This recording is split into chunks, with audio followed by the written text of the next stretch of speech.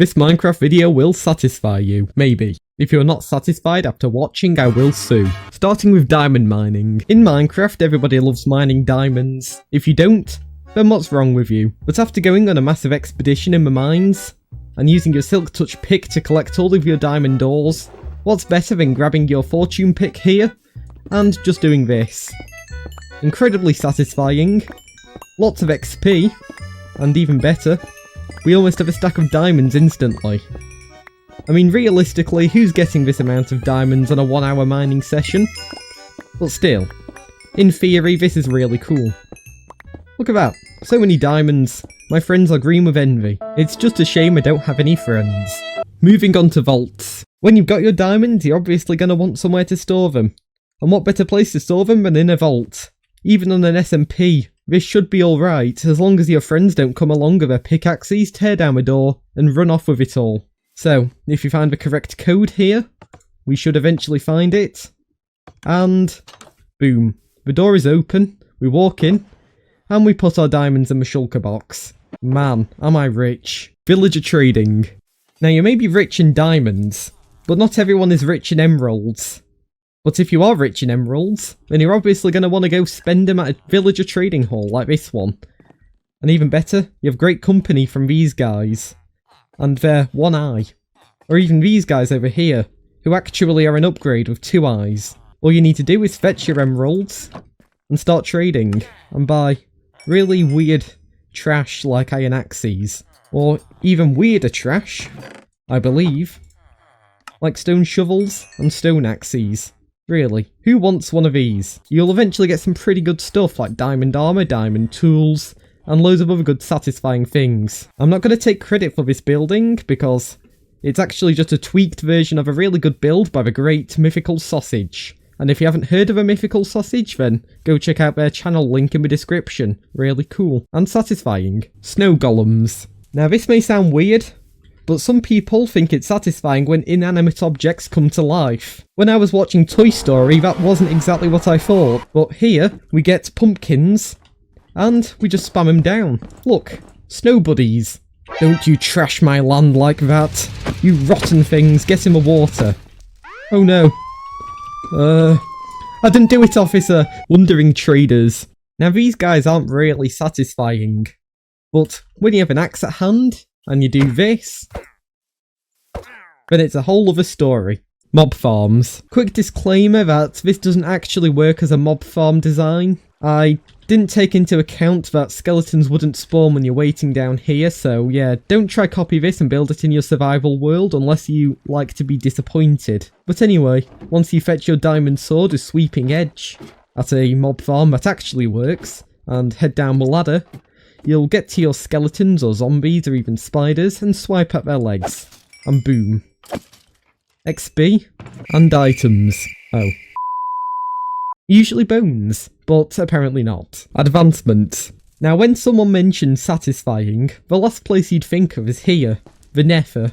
I mean, it isn't really the Nether, you can tell. Who would really say the Nether is satisfying? You got fire everywhere, you've got lava everywhere. But that's not the point I'm trying to make. The point I'm trying to make is when you go get yourself, for example, a flint and steel and light a portal, go through the portal to the actual Nether, you will notice, if you have a higher IQ than I have, that you actually get achievements for these kinds of things. Still quite satisfying, am I right? Netherite upgrades. There's some pretty cool stuff you can also do in the Nether that doesn't involve getting achievements. For example, you can get yourself a Netherite pick and then go up here. And you can go mine some ancient debris. Usually you'd have to seek lots of ancient debris around the place, but everything is conveniently in this barrel here. And then you go over to your blast furnace and begin cooking. Sadly, there isn't any coal unless I've left it in here. Yeah, I have. Fortunately, there's coal. Oh, that's funny. And once your netherite scraps have finished cooking, you can take them out of your furnace. And wait, I need a crafting table. Hold up. And once you craft them all together, boom, netherite ingots. And if we take our armor here, put them onto our smithing table, I think, and combine them with netherite ingots, then look at this. I can cover myself in debris. You've never seen anything quite as beautiful as this. I'm a man that now has everything, except friends. Rickroll. You really thought I would do that to you? Huh. Target practice. Now I know a park isn't a usual setting for an archery target practice course, but I think it looks quite nice for this example here. So if we want to get a proper bullseye, we take out the bow and the arrows, we back up a little, and aim.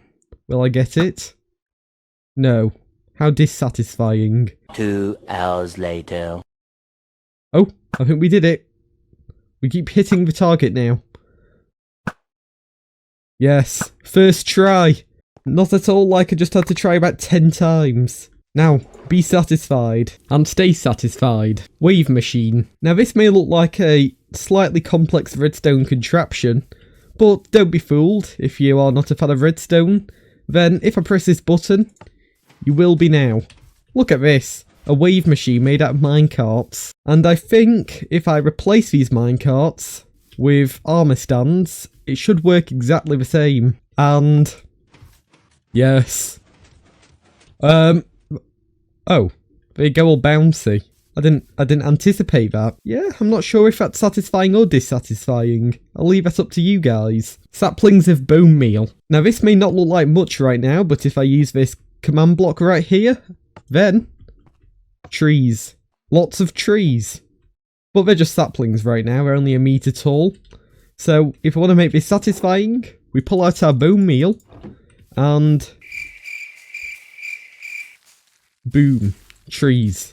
Moss with bone meal. Everyone hates ugly stones, whether it be granite, diorite or andesite, especially diorite here. Who even likes this block? It's literal bird poop. But we can make it all go away fortunately, with some more bone meal. Just like last time, we click on this moss block here and our troubles are gone. It's truly beautiful stuff. Bone blocks. Now this one may look weird, because there isn't actually anything too satisfying about this scenery.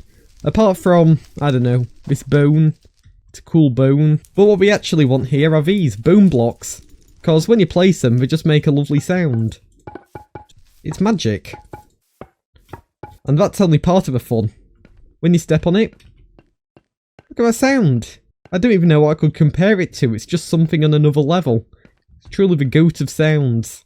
And no, I'm not talking about you. Falling dripstone. Now dripstone isn't especially satisfying when it falls from the ceiling and cuts you in half, but when you flick a lever and use this redstone contraption, then just watch as it falls. Wow, that was quite a show. Sadly, if you want to set this up again, it will take you about 20 hours. So I think it's fair if we move on to the next one. Amethyst. With all the trimmings. I think you can already see where I'm going with this one. For a start, break these crystals. Makes a great sound. Step on these crystals. Makes a great sound. And of course, place these blocks. It's just beautiful. You can make literal songs using this. Yeah, they're just something else. Forget what I said about bone blocks being the goat of sound. This beats it. Skulk sensors with trapdoors. Now Skulk can be annoying at times, don't get me wrong. Especially when you step on it and you summon a warden and you die. But on creative, where we are right now, you can do some pretty beautiful stuff with Skulk sensors like this. Look at that pattern. It just repeats itself. It's like a radar. It's great. And when you get near it, the noise is horrible. It's the pinnacle of dissatisfying. Yeah, I'm torn on this one, but from a distance, it's stunning. Boats on ice. Walking in Minecraft can get quite tedious after a while, even horse riding or minecart riding. Please Mojang, make minecarts faster. But fortunately, some crazy geeks have come up with a fast method of transport using boats on ice, which you've probably heard of before. We pop down a boat, and vroom, we go Formula 1. It would be even better if you had some scenery here and not just super flat lands, but yeah, you get my point. And last but not least, although it may not seem like it, Minecraft can be quite musical at times. For example, the famous note block. Spam it, and it makes increasingly higher and more annoying noises, before eventually resetting to a low note, which is pretty cool. But then, if you're an annoying 2-year-old, you also have a bell, which just goes... I mean, kinda satisfying. It's just cool watching the bell ring back and forth like this, I guess. I'm not really sure why I'm showing you this. But, actually, the point stands of a note block. You can make simple tunes of this, all the way up to complex melodies. Like over here, I've made one of Beethoven's symphonies, and it sounds really good. Just listen. Wait, this isn't what I... Rick!